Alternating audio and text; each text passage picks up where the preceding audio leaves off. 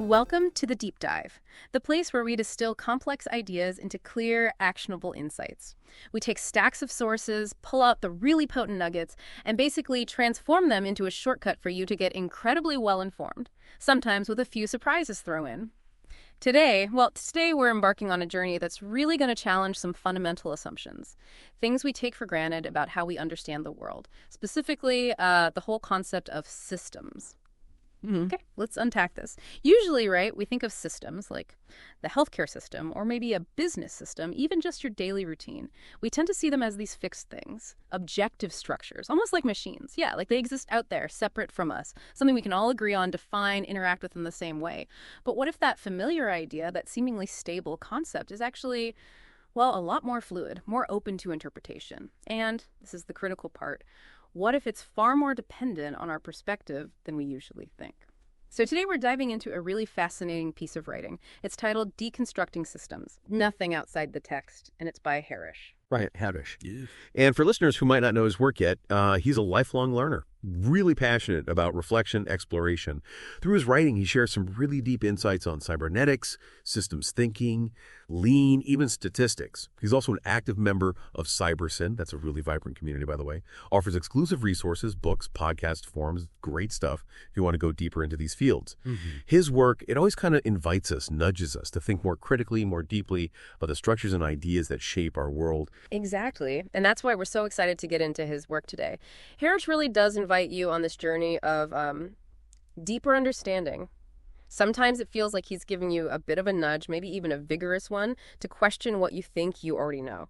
So our mission for this deep dive is pretty much that.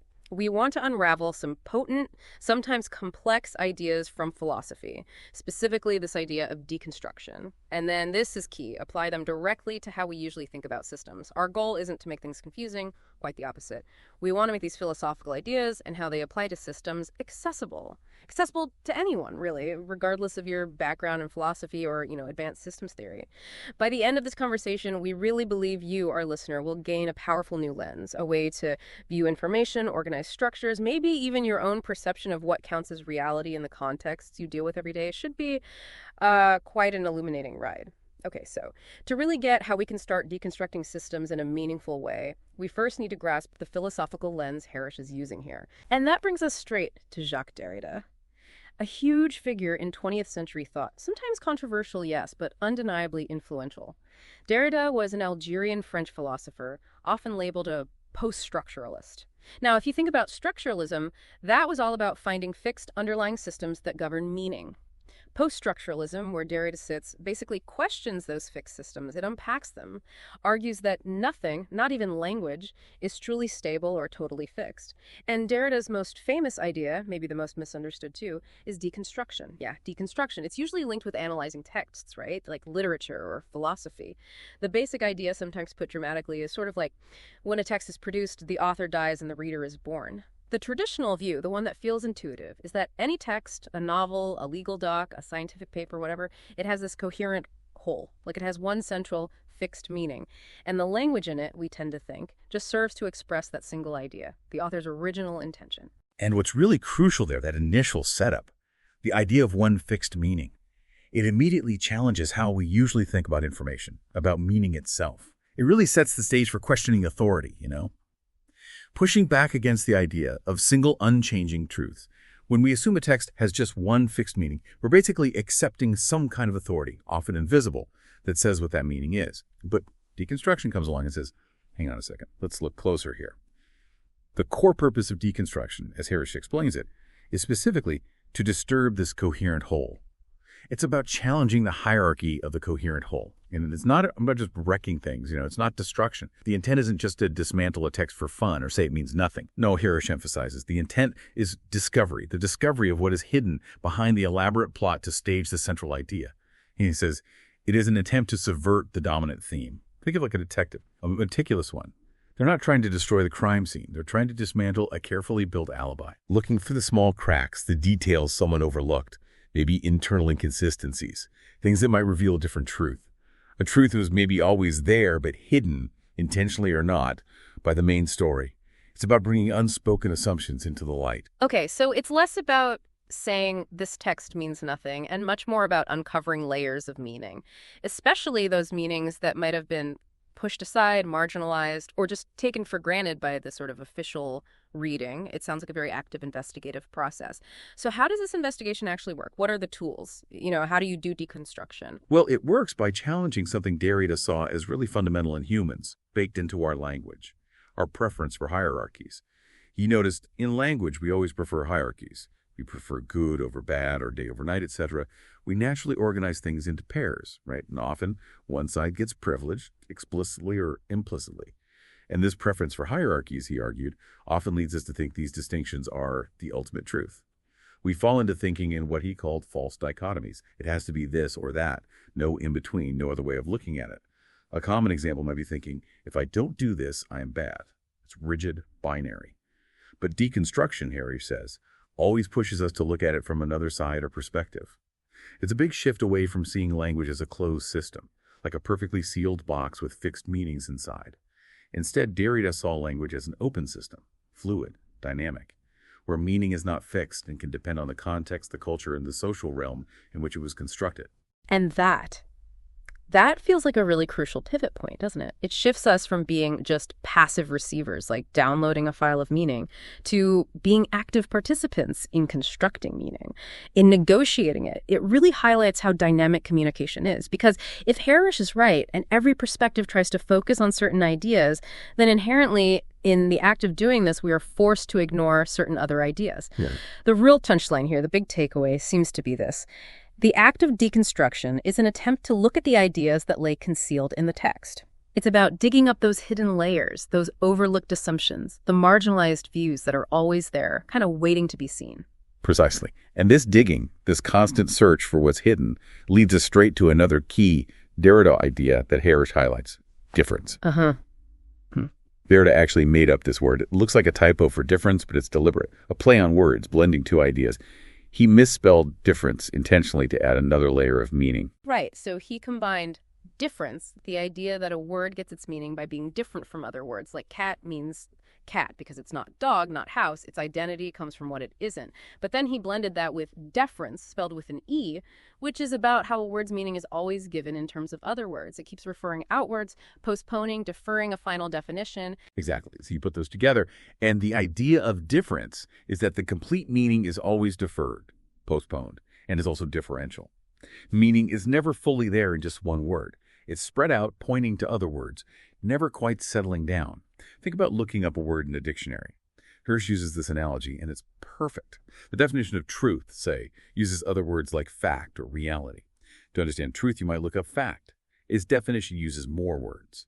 Hirsch explains, the dictionary is a great example to explain difference. The meaning of a word is given in terms of other words. The meaning of those words is given in terms of yet another set of words, and so on. It's this endless chain.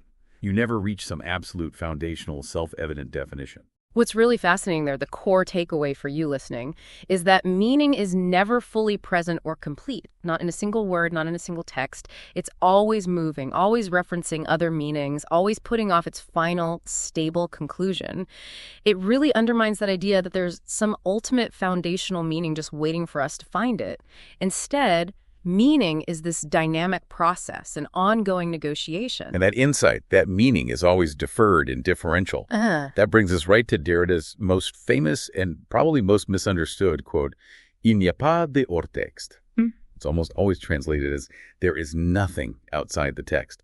And that translation has caused a lot of confusion. People think Derrida meant everything is just language, you can't get outside it to the real world. But Harish is really clear. Derrida was not saying this. That is such a crucial clarification, because that common mistranslation has led people down some weird paths, accusing Derrida of all sorts of things. But the better translation, the more accurate one Harish points to, is there is no outside text. That little hyphen, that shift in phrasing, it changes everything. It really does. In this specific context, outside text means something quite particular. Harish explains it's like an inset in a book, something that is provided in a book as a supplement to provide clarity. Or maybe like an outside authority trying to shed light on the book. Imagine like an academic paper with a special appendix, or a footnote that claims to give you the definitive interpretation, the key that unlocks it all from the outside. Derrida's point was there is no such thing. He wasn't denying a world outside language. He was saying meaning isn't fixed by some external ultimate authority that clarifies things from a privileged outside spot. Instead, what presented as a closed system is actually an open system. Meaning isn't handed down, it's generated from within. To really get the meaning, we have to understand the historicity and context of the text to gain better understanding. Harris says Derrida is inviting us to feel the texture of text, to engage with the language itself, its history, its references, its internal dynamics, its contradictions. The core takeaway is that objectivity, especially with complex ideas, is way more slippery than we often think, because even reality is always filtered through our interpretations. And this idea, no outside text, it gets clearer when you look at what Alex Kalinico said, someone Harris quotes to help us get this. Kalinico explains, Derrida wasn't, like some ultra-idealist, reducing everything to language. That's important, he goes on. Rather, he was saying that once you see language as a constant movement of differences in which there is no stable resting point, you can no longer appeal to reality as a refuge independent of language. Quote, everything acquires the instability and ambiguity that Derrida claimed to be inherent in language. Oh, that's pretty profound. It means what we think of as objective reality, that solid ground, that fixed truth outside language we can fall back on. Even that is, in this view, a construct. It has the same instability, the same ambiguity as language itself. This really sets us up for how this applies to systems. It suggests they're much less objective than we might assume. And this inherent instability, this constant movement, is why Derrida thought that every text deconstructs themselves. He argued, every text has contradictions, and the author has written the text in a forceful manner to stay away from the internal contradictions. Wow. It's like the text is sort of working against itself, even while trying to look unified and coherent. Think about a legal argument. A good lawyer can often find inconsistencies in the other side's case, right? Not necessarily because they're lying, but because even careful arguments can have internal tensions, places where the logic doesn't quite mesh perfectly. Paul Ricoeur, another philosopher, put it beautifully. He said deconstruction is an act that uncovers the question behind the answers already provided in the text. So the answers are kind of already there in the text's texture, and our job is to find the deeper questions, the unasked ones that reveal those answers, or maybe reveal the contradictions. That's a fascinating way to think about understanding. We're not just looking for answers, but for the questions that shape them. So we can't just assume we've got the whole meaning from a quick read. Harris invites us, he says, to undo what we have learned and try to feel the texture of the relations of the words to each other in the text.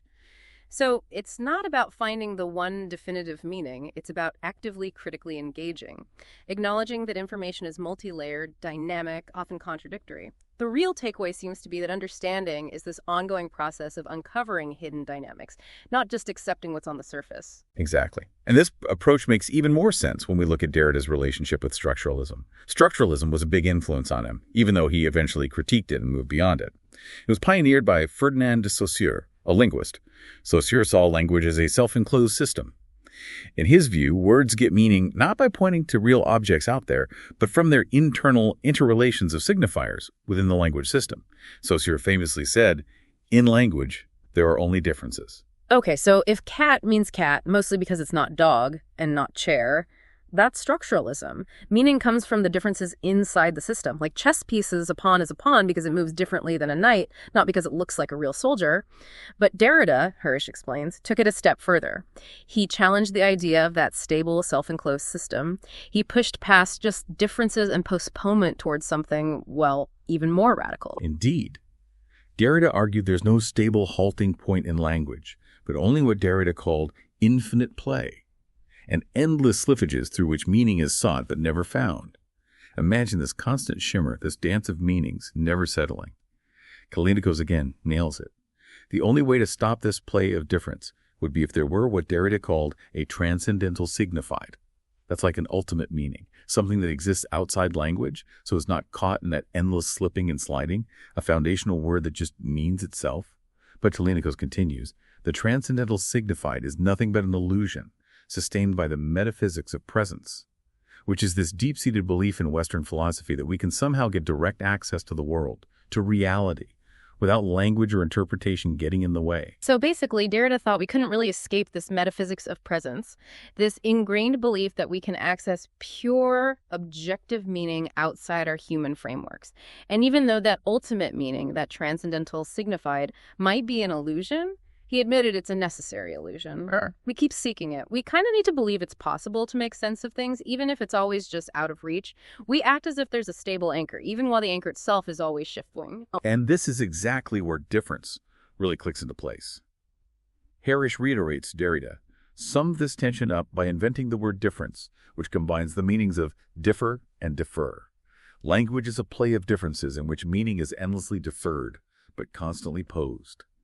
This tension, this back and forth between meaning slipping away and us constantly trying to grasp it, that informed Derrida's philosophical practice, deconstruction. Its goal was to scrutinize texts, particularly philosophical classics, to expose both how they participated in the metaphysics of presence, how they pretended to offer fixed truths, and also the flaws and tensions through which the limitations of this way of thinking were revealed. The result. As a result, these texts would end up very different from how they had seemed when Derrida started on them. They would have been dismantled, deconstructed. Not destroyed, remember. Taken apart to see how they worked, what they hid, what else they could mean. What's really key here, the insight for us today, is that this dive into Derrida shows that objective, independent meaning is, well, basically an illusion, but it's one we live within, maybe a necessary one. And this is absolutely crucial for understanding how Harish applies these ideas to systems. It lays the foundation for challenging that deep-seated idea that systems are just out there, objective things, independent of how we see them. If language itself is so fluid, how can something described by language be totally fixed? Right. Now, with this powerful deconstruction lens ready, let's move to the really exciting part. Applying these ideas to how we think about, define, and deal with systems. Traditionally, as Harish points out, the idea of a system is very much aligned to the ideas of structuralism. When we usually define a system, a supply chain, an ecosystem, a national economy, we see it as a whole with interconnected parts working together. The focus is almost always on the benefit of the whole. In classic systems thinking, the whole is the central idea. We always hear the whole is said to be more than the sum of its parts. And the implication is that the parts must be subservient to the whole. And why that traditional view matters is because it's the baseline. It's the common understanding that this deconstructive approach is going to, well, shake up. Yeah. Not to tear it down, but to see it from new angles. And here's where it gets really interesting. This is a mandatory deep dive for us. When we look at systems through deconstruction, we realize something fundamental. Harish says, every system is contingent on who is observing the system. There is no system without an observer. This makes all systems to be human systems. Wow.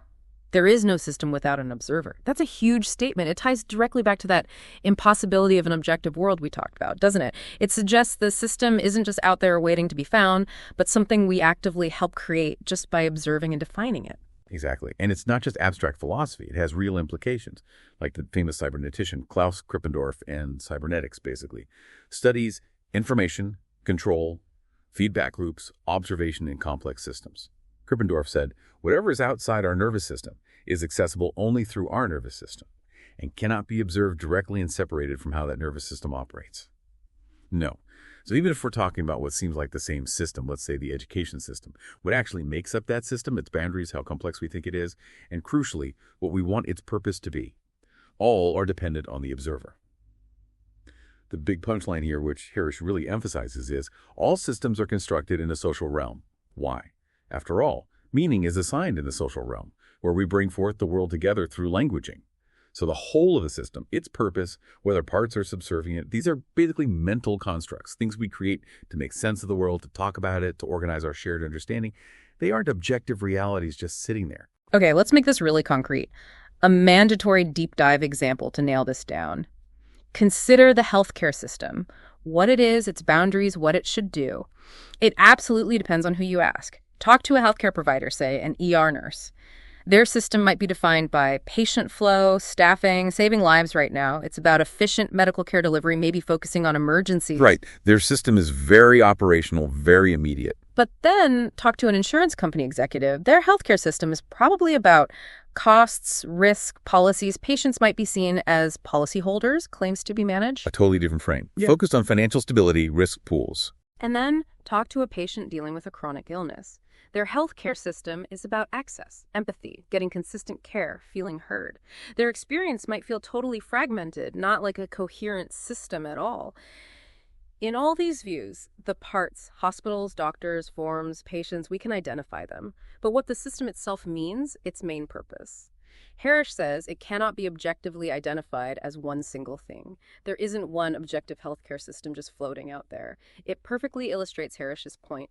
We must look at this from different perspectives to challenge the meta-narratives. We should welcome multiple perspectives. Why? Because every perspective reveals certain attributes that were hidden before, the process of which, knowingly or unknowingly, requires hiding certain other attributes. Choosing one view automatically hides others. It's an active choice. What you highlight, and by definition, what you push into the background. So the powerful summary here, tying it all together, is that the center does not hold in systems. This is a huge shift, but also kind of liberating. Moving from seeing systems as external, objective things to understanding them as mental constructs, shaped by your perspective, your social context, the language you use. It means the system you're looking at isn't the system. It's a system, one possible interpretation among many. And this shift is deeply connected to something called cybernetic constructivism, another mandatory deep dive here. Basically, cybernetic constructivism says meaning isn't just out there in the world, waiting to be found like buried treasure. Instead, meaning is constructed by the observer. It's built in here, in our minds, and crucially, in how we interact with others, in the social realm. Yes, and Harris explicitly brings this point home again from the essay. There is no system without an observer. This makes all systems to be human systems. All systems are constructed in a social realm. This isn't just theory. It highlights the active role you, the observer, play in shaping the reality of any system you encounter. It means systems are inherently human, inherently social, shaped by our conversations, agreements, disagreements. Not just cold, hard mechanics existing outside of us. They're living social constructs, really. Okay, so if systems are these human social constructs, not objective machines, that really changes how we view hard systems approaches, the ones that try to model and manage systems as if they are totally objective, external, universally defined. Harris points out the similarities between the hard systems approach of systems thinking and structuralism. In those approaches, he says, we talk of systems as if they are real and that everyone can objectively view and understand it. It assumes we all see the same thing, agree on its purpose. And this is where Gavin P. Hendricks, quoted by Harris, offers a key insight. Hendricks explains that structuralism basically argues that the structure of language itself produces reality, that we humans can think only through language, and therefore our perceptions of reality are determined by the structure of language. In this view, meaning doesn't come from your experience, but from the signs and grammar of language itself. Hendricks continues. Rather than seeing the individual as the center of meaning, structuralism places the structure at the center. It is the structure that originates or produces meaning, not the individual self. Meaning does not come from individuals, but from the socially constructed system that governs what any individual can do. This really lays out the structuralist view that Derrida, with Deconstruction, pushes against so hard.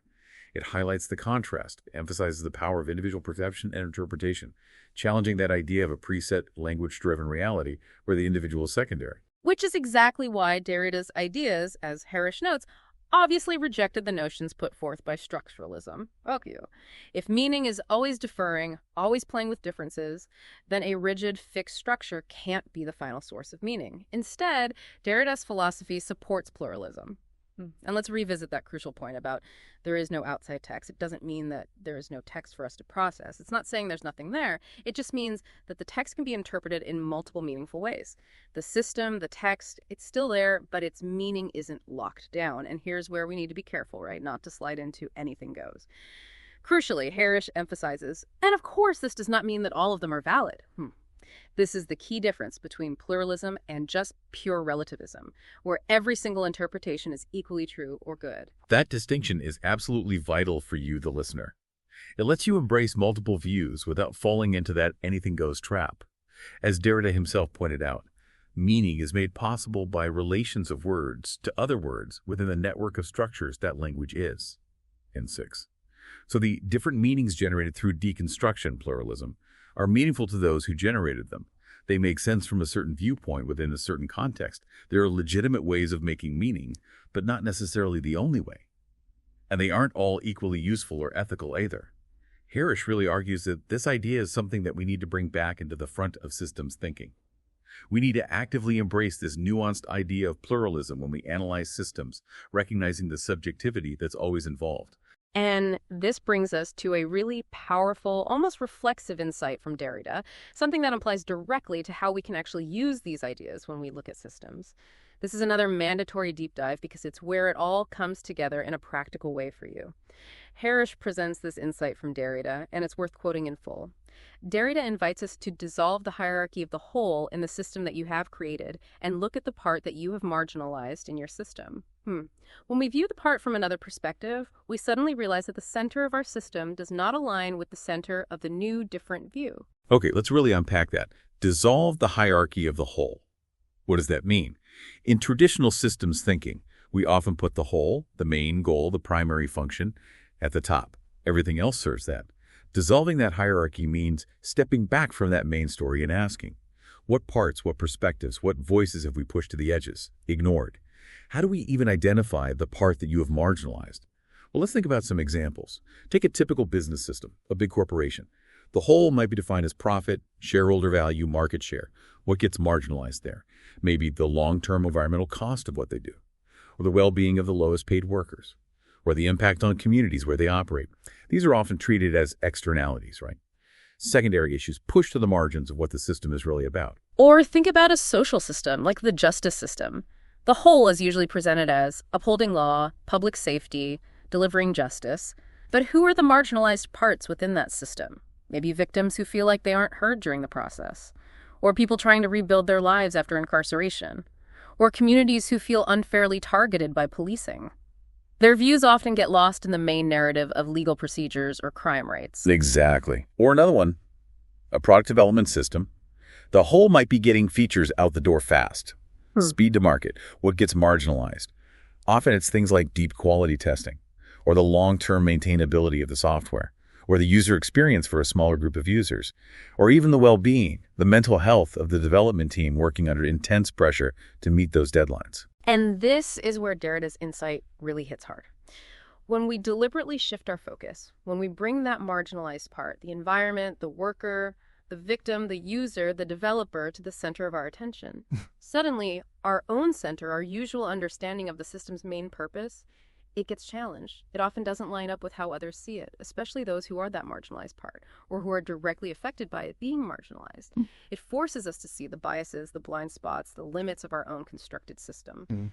We realize what we thought was the purpose was just our purpose, our focus. Yeah, it's not about finding one new correct center. It's about realizing that multiple centers exist, and each one shows you a different valid way the system is configured. It's a powerful call for empathy, really, for a deeper, more nuanced understanding. By actively seeking out those unheard voices, those overlooked parts, it pushes us past thinking there's one objective system and into this richer, pluralistic view where different perspectives literally create different systems of meaning. This is how we start to deconstruct systems in practice, by questioning our own centers and letting marginalized views reveal new wholes. So, as we bring this deep dive towards a close, I really invite you, listening, to think about the implications here. For your own life, your work, we've explored how these seemingly fixed meanings in language and how we see systems are actually much more fluid, much more open, much more dependent on perspective than we usually admit. It's a journey that really encourages curiosity, I think, and maybe a healthy skepticism towards any single easy truth. And it leaves us with this really wise, reflective thought from Richard Rorty, which Harish shares. There is nothing deep down inside us except what we have put there ourselves. And the corollary to that, of course, is, and this ties everything together today, there's nothing out there giving us meaning or purpose, no objective system, no external authority, except for what we construct ourselves. Through how we perceive things, the language we use, how we interact socially, our understanding, even the existence of systems, in this view, they are our own powerful, ongoing constructions. If this conversation has sparked something for you, and we really hope it has, we definitely encourage you to check out Harish's work further. It's incredibly insightful. Yeah, you can find his reflective writings, his essays on his blog. It's at harishsnotebook.wordpress.com. And definitely check out the CyberSyn community. That's spelled CYB3RSYN. It's a fantastic place to go deeper on these topics and connect with other people who are also exploring them. And as you go about your day, maybe thinking about your work, your organization, or just complex situations you encountered, let me leave you with this final question, straight from Harish's insights. When you next talk about a system, would you be open to see what it means to the other participants engaging? What center are they operating from? Thank you so much for joining us on this deep dive. Stay curious and keep questioning.